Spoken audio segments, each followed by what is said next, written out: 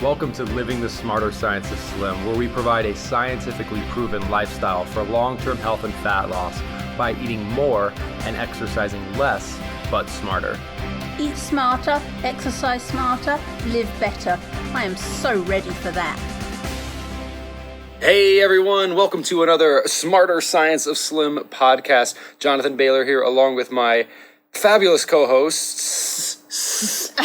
Aha! More than one. Hi everyone. And Carrie is one. Carrie's one. You can spot which one I am. And we also have, for the first time ever, definitely not the last, a brand new addition to the podcasting team who will be gracing us with her presence here every once in a while, Dr. Kathy Bertel. Hi, Jonathan. Hi, Carrie. It's really good to be here. It's really good to have you. Some more estrogen in the room. Yes!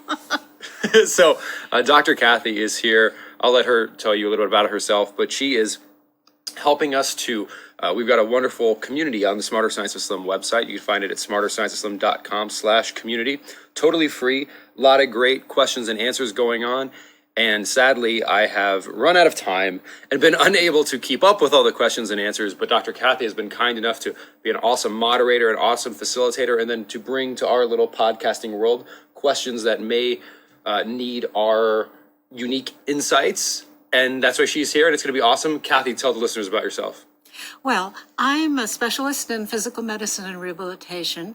That means I take care of patients who really want to make functional gains. People who have had strokes, or people who have had spinal cord injuries, or who have arthritis, or who just have general weakness and need to be restored. So what I do is restorative medicine. A while ago, I became aware of the Smarter Science of Slim, and I found it to be a really, really wonderful way for both myself and my patients to get healthier. And Woohoo! So, yeah. That's awesome. I wish you all could see the smile on her face. And Dr. Kathy, how long have you been doing this? How long have you been changing people's lives in this way? With rehabilitation medicine, I've been in practice for 36 years. 36 years! And she's only 44. And I'm only, yeah. She actually got her medical license when she was 8. I was one of those child doctors. She was Doogie Howser, Ms. Doogie Howser. But, and I just love being here. I love what sanity and smarter exercise has done for both myself and my patients. And so it's really an honor to be here and to be working with you all. It's great to have you. Absolutely great to have you, and absolutely awesome to be talking about this wonderful Smarter Science of Slim community, which again, thank you to everyone who is participating. And if you haven't participated, please jump in there. If you're familiar at all with internet discussion boards, forget all of that, because it's extremely positive, it's extremely supportive, it's not the anonymous sniping you see on the internet. So please check it out. It's free and it's awesome, and let's cover some questions. Plus, there are a huge number of very knowledgeable people there who are so good at answering questions, who are so kind and so supportive. It's just a tremendous community and people that you really enjoy knowing. Absolutely, absolutely. It is the epitome of a support group. We love that. We love that.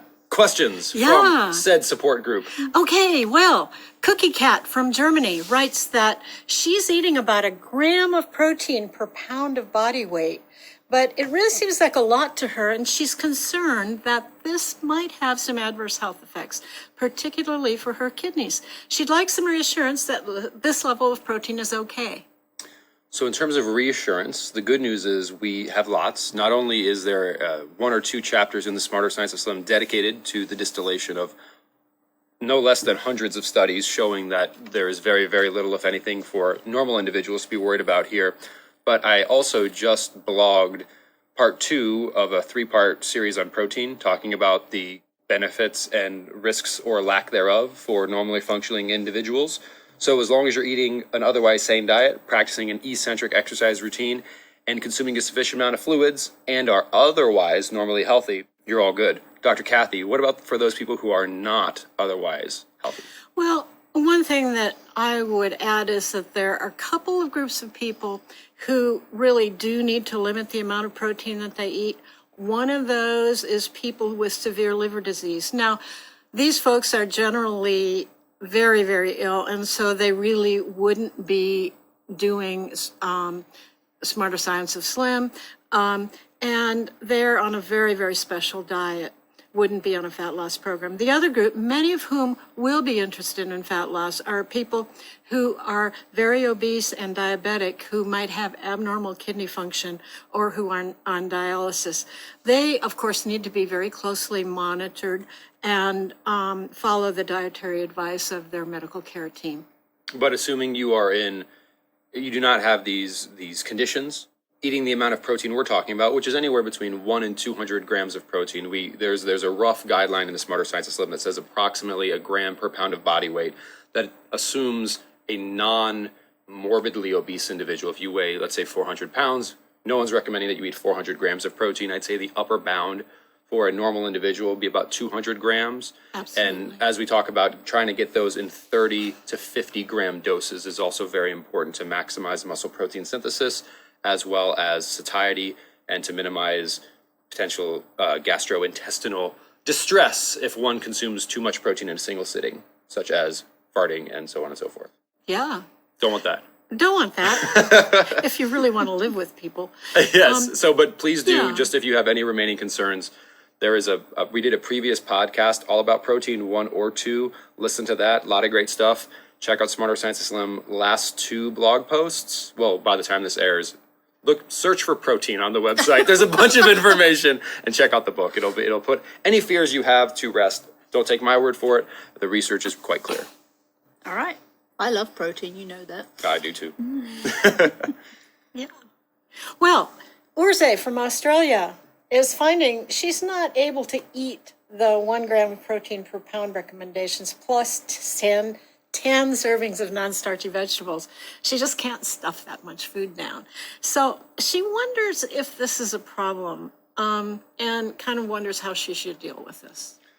Well, I'll give a very high-level answer, and then I think this is a great topic just to discuss. And the high-level answer is just like we don't want to be uncomfortable from hunger, and we don't want to undereat, we, of course, don't want to be uncomfortable from overeating. The idea here is to achieve nutritional serenity or dietary serenity, where you just feel happy and content with the amount of food you're consuming. Part of the reason I advise eating more but smarter is not so that we feel uncomfortably full, but rather so that we give ourselves a therapeutic dose of nutrition, as well as we find it easy to avoid things that might be difficult to avoid if we're ravenously hungry all the time. But that doesn't mean we should ever stuff ourselves to an uncomfortable level.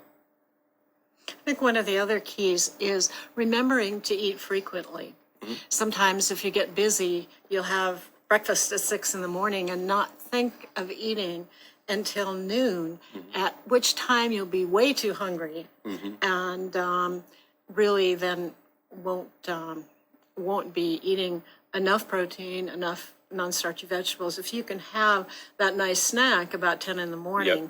that really helps too. And also spacing it out. I think that's what a very good tip I read many moons ago in the support group was simply, like, if you don't eat any vegetables with breakfast or you don't eat protein with breakfast, you're basically done for, because to try to fit it in the next 8 hours just isn't going to happen. So making sure you get protein and vegetables at every meal is key. Eating 2 to 3 servings of non-starchy vegetables in a sitting is surprisingly easy. Most people don't realize, but like a carrot is a serving, like a normal sized carrot. That's 1 serving of vegetables. So do it every time you eat. Don't overstuff yourself. But if you're doing it every time you eat, it should work out pretty well. Carrie, what's been your experience? Well, I just think that I have a huge appetite, you know. That, Carrie's like, I don't understand the question. But I know that not everyone's like me, and some people do have a really small appetite. But I think they should not worry so much about the overall quantity, but if they just focus on every meal, having a balanced meal of protein and healthy fats and non-starchy vegetables, and not focus on getting the 10 in, yeah. I think that, kind of take it down to meal size and have every meal be balanced, and, don't beat yourself up if you have a small appetite. Yeah, the other thing that's really useful is green smoothies. Absolutely. because you can get a lot of vegetables Yep. in green smoothies, and kind of sip it while your friend is having coffee and you're having a conversation. Absolutely. And soups too. Soups are a brilliant Yes. way to get a Absolutely. boatload of veggies inside you without even really realizing it. So soups and smoothies, if you're struggling with the whole veggie thing, that's a great way to get more in. Absolutely. To drink them. We know Jonathan loves drinking his vegetables. I do, not because I love it, but more because I'm lazy. So but it's Whatever all works. good. Whatever works. But yeah, but to Carrie and Kathy's point, so the smoothies are going to be great, soups are going to be great, but and please don't let the like 1 gram of proteins, 10 servings, don't get so much hung up on that, right? Like this is about food, it's about living life, it's about being practical and permanent. To Carrie's point, eat protein at the meal. Do make sure it's 30 grams or greater, because actually that's a threshold at which something useful is going to happen. Kathy's making motions at me. What am I doing? He's pounding on the table gently. Oh, I'm pounding on the table? Okay. I'm getting reprimanded. So By two of us the now. two of us, Double trouble. it's double trouble. So don't get so hung up on the numbers, but do focus on the decent amount of protein. Make sure you're taking in the vegetables. Make sure you're taking in the natural fats at every meal, and everything else will take care of itself. Absolutely. Well, here's a really interesting question.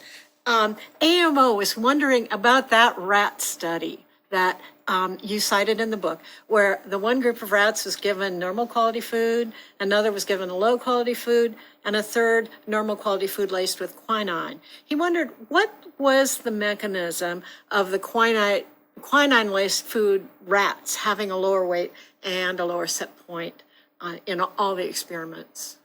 So there's a couple things here. First, there's a very deep level of science involved with neurological regulation of appetite and what's called food palatability and food reward. There's a researcher out of the University of Washington by the name of Stefan Guyenet. I had the pleasure of having coffee with Stefan maybe 2 months ago. Brilliant researcher. He has a blog. I think it's called Whole Health Source. Just look up Stefan Guyenet, University of Washington. And this would be your go-to resource for understanding how the palatability and reward derived from food influences one's neurological regulation of appetite, aka set point. Also check out Michael Schwartz, another researcher at the University of Washington. A lot of great work there. So just because this gets very technical, I don't know how deep we can get into it here on the podcast, but the short version is check out Dr. Guyenet's work. His blog is fantastic. And look up food palatability, food reward, and I think you'll get more scientific information than you probably would ever want along this Maybe I subject. can put some links to that on the forum on that question. Oh, absolutely. That'd be wonderful. Great. Well, along the line of set points, Popcorn has some really interesting questions. And I was just fascinated by these questions. So I think we're going to have fun with these. First, is the set point different from the body fat percent? So the answer is yes. The more detailed answer is try not to. So the set point is a abstraction, right? Like there isn't actually, you can't go to the doctor and have a test done which will tell you what your set point is. It's not like your cholesterol level, or it's not like your body fat percentage, or even your waist circumference. It's the abstraction of a concept, which is the body regulates itself, right? Like we don't have to monitor the electrolyte levels in our blood. We don't have to monitor the sodium levels in our blood consciously. And unless we're diabetic, we don't need to monitor our blood sugar levels. Unless we're hypertensive, we don't need to monitor our blood pressure levels. The point is, any biological organism tries to maintain a state of balance. Life only happens within a small range, right? So the point is that the body has a series of negative feedback loops, which if things get high, it tends to downregulate them. And if it gets low, it tends to upregulate them. Your set point is essentially the range in which your body thinks either you have too much or too little fat on your body at. So your body fat percentage is a reflection of a level of body fat your body thinks is healthy for you to have based on a complicated set of neurological and hormonal factors. So in some ways, your body fat percentage is a effect, and the set point, which is just an abstraction of a bunch of complicated neurological and hormonal stuff, is the cause. Does that make sense? That makes sense. I think so. Her next question. I think it made sense. I think it made sense. No, I was sitting here Notice I said thinking. nothing. I was sitting here thinking about how good you are at explaining Except those in this instance. real people's terms a whole lot better than I would have been under the same circumstances. So she asked, is the set point influenced by muscle mass and body fat percent, the ratio of muscle mass to body fat percent, or does that ratio matter? So again, this is the set point itself is an abstraction of a neurological and hormonal factors. So for example, if you have more fat on your body fat is actually an functional organ. Like, it does release hormonal signals, leptin being one of the primary hormonal signals. So individuals who have more body fat tend to have higher levels of circulating leptin. Part of the reason they continue to gain fat is because they become leptin resistant, much like diabetics become insulin resistant. So there's some studies done on obese patients where their blood levels of leptin are 25 times higher than normal weight individuals. So the problem is not that their body isn't releasing hormonal signals, which the brain should interpret as raise my basal metabolic rate, start burning more calories. The problem is the brain doesn't hear that. And this is due to researchers emerging around inflammation around the brain.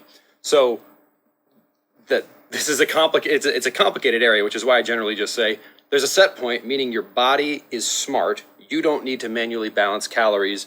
Your body is designed to do that as long as you keep it healthy. However, things like the amount of fat on your body does influence your set point in one sense because it influences your hormonal balance. Same thing with the amount of muscle on your body.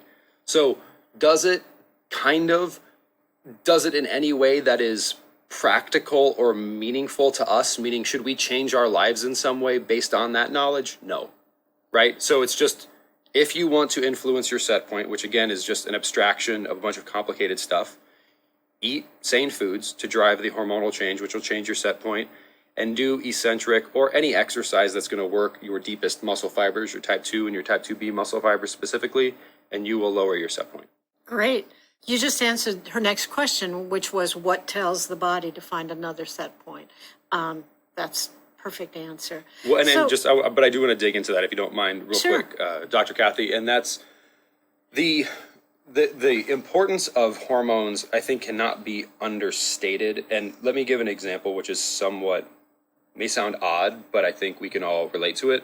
So if you've ever, most people know what anabolic steroids are, and most people understand what anabolic steroids do, right? You could take a man or a woman and sit them in a chair and not have them lift any weights, and if you inject them with anabolic steroids, they will grow muscle. So how do we explain that? The way we explain that is anabolic steroids tell your brain to kick off the development of muscle. So, but what do we think builds muscle when we stop thinking about hormones? Or we think exercise builds muscle. It doesn't. Exercise triggers hormones. Hormones build muscle. Stop banging on the table. I was patting gently on the table. But He's getting excited, people. I'm getting excited. So when we age, kind of the opposite of taking steroids happen. In men, our testosterone levels fall. In women, your estrogen levels fall. That causes essentially the reverse of what an anabolic steroid would do, in the sense that it causes you to store more fat and potentially burn off more muscle. And this is why we do want to do smarter exercise and we do want to eat smarter so that we can restore a more youthful, more positive hormonal balance, which is reflected in your set point. Yeah. Make sense? Makes a lot of sense, yeah. She goes on to ask another question. I really love the way Popcorn thinks here. She's Although her name is kind of insane. her name is a little insane. What's up with that, Popcorn? Why don't you What call is yourself that? like Yeah. Popcorn former pre-Popcorn or something like But spinach? you know, I really like her anyway because she's brilliant. She We love is. popcorn. Yay, Popcorn. We just don't eat it. So if the body adjusts to a lower and healthier set point, why is it prone to trend upward instead of trend downward, provided one's diet and activity stays relatively stable? So yeah, this one is wondrously explained, or very, very conveniently explained, by the overarching thing we've talked about so far, right? As you age, your hormonal balance changes in the way we just described. It changes into a balance which promotes fat storage rather than fat burning. and muscle deterioration rather than muscle growth. And because of that, the body tends to adjust to a higher or more fat storing set point simply because of the hormonal change that accompanies age, which is unfortunate, but that is just what happens when we age. Yeah, exactly. I think that you answered a lot of her other questions, but here's one the last one that she asked, if over a year, let's say someone gains 30 pounds, then say they lost 30 pounds over the following year, would that gain change one set point? Would weight number 1 or weight number 2 be the set point? So again, the set point is really like, technically you don't even need to say set point if you don't want to. You can just say everything in your body is controlled by hormones in your brain. And in fact, like your brain is that's actually not true, because your gut is almost like a secondary brain as well. So your body communicates through hormones, and there's various things like your gut talks to your brain, talks to your muscles, talks to your eyeballs, talks to everything else. Hormones are the communication channel. So your set point is just a representation of the snapshot of that system, or what that system believes it needs to defend at any given point in time. Now, if you lose weight, if you weight cycle, that does tend to elevate your set point. Why?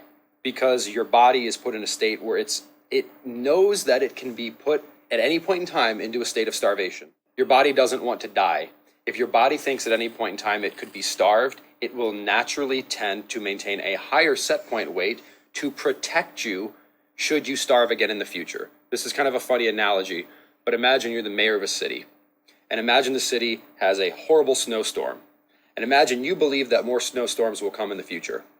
You will buy more snowplows, and you will keep more snowplows on hand because you believe there will be more snow in the future.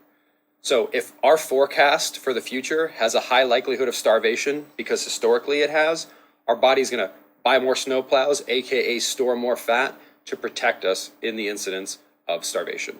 You have the best analogies. Thank you. That's great. And that's also along that line is why the body, if you cycle, will tend to want to metabolize your muscle. Absolutely. If it's in a starvation mode rather than metabolizing fat, because it never knows when it's going to get its next meal. Absolutely. And in fact, when you then do stop starving yourself, again, it gets harder and harder. And this isn't just fat. When a theory or body of knowledge works in many arenas, I think that's good news.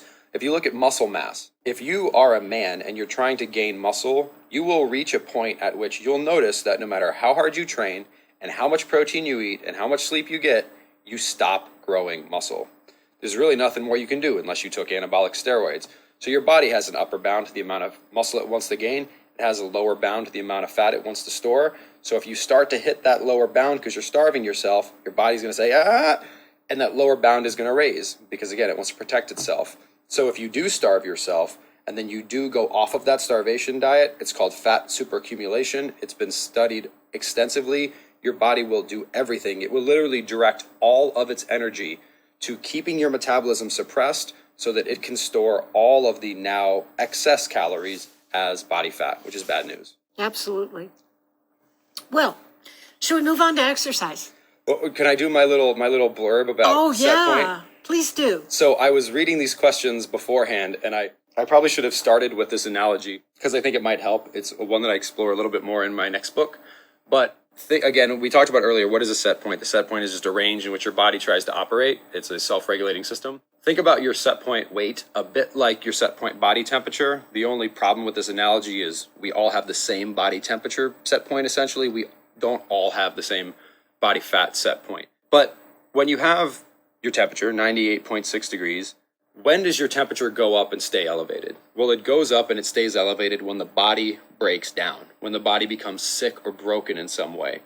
And if you have a fever or you're sick, your body's broken, there's things you can do to lower your temperature in the short term, such as sitting in an ice bath. But that doesn't actually do anything about the source of the problem. On the surface, your body temperature is cooled down, but you're still sick. Your body's still broken. And because of that, as soon as you get out of the ice bath, your temperature is going to go back up. You haven't solved the actual cause of the elevation. Think about your body fat set point the same way. When we have an elevated set point, it's a bit like having a fever in our metabolic system. We are sick metabolically. And unless we can heal that system, and Carrie and I have talked about this before, Carrie had some awesome analogies. To heal that system takes two things. One, we have to stop putting the things in it that break it. And two, we have to start putting the things in it that heal it. So that's the elimination of starches and sweets and processed seed oils, and then the addition of nutrient-dense vegetables, nutrient-dense protein, and whole food fats. By doing that, we essentially cure our metabolic fever, and we allow our body fat set point to go back to a normal, healthy state. Now, it's important to note that that normal, healthy state is not the same for everyone, and it varies with age. A postmenopausal woman will have a higher, normal, healthy body fat set point than a 14-year-old man. And that's not bad or good, it's just the way it is. Because a normal level of hormones for a postmenopausal woman is certainly different than a normal level of hormones for a 22-year-old man. Make sense? Mm-hmm. Sure. Annoyingly, it does. I mean, I don't like it, but it is what it is, right? It is. And if you know what it is, you can do something about it. I mean, not everything. You can't make your set point back to when you were 30, but you can keep it the best it can be at that age. It's kind of like Yeah, I used to tell my kids when they were small. Life isn't fair, but you're very special. Well, and the good news, though, to be very clear, is that we can do amazing things with intelligent eating and intelligent exercise if you're a young person who's eating insanely and not exercising at all, or even doing traditional modes of exercise, frankly, you're at a disadvantage to anyone of any age who has access to the information we're talking about here. Exactly. Right. I mean, you see pre-diabetic 5-year-olds that have pot bellies, and it's not because they're lazy or stupid. It's because they're operating and being fed the wrong types of foods, which are breaking their system. So having access to that information, regardless of your sex, age, life circumstance, and then implementing it that's really the key. That's all good. So. Yeah, and it's so important. I'm really, really excited about some of the moms on the forum who are talking about ways that they can get their kids to eat sanely, to give up the Cocoa Puffs and the cereals in the morning. And there's been some really, really good discussions about that. And I think that's so, so very important. It's probably where the best good is going to be done. Start out how you mean to go on. Absolutely. Exactly. So that's just wonderful. Cool. Well, I think we're actually out of time for questions for this week. And we've got more, right? Oh, we have more. Oh, we got a lot of mo, as Mr. T would say. So we will definitely have Dr. Kathy back to provide us with more awesome questions from the awesome Smarter Science of Slim support group, which if you haven't checked out, please do at the smarterscienceofslim.com/community. Sign in with Facebook. Have a good time. Dr. Kathy's in there. Carrie's not, but she really sends her wishes. Carrie's in the kitchen. And sadly, I am no longer in there, but I think I have something like 1,750 posts. So I think I Maybe you've earned a little leave of absence. But we'll answer the questions here if we can't answer them in the community. So thank you all for joining us. Bye, everyone. So long, folks. See you next time. And remember to eat more, exercise less, but do it smarter. Wait, don't stop listening yet. If you like the podcast and if there's other ways we can help you, please join us in the Smarter Science of Slim support group, which is freely available at the Smarter Science of Slim website, smarterscienceofslim.com. There you'll find all kinds of free recipes and success stories and just all kinds of fun stuff, like how to help your kids go sane and just great community content.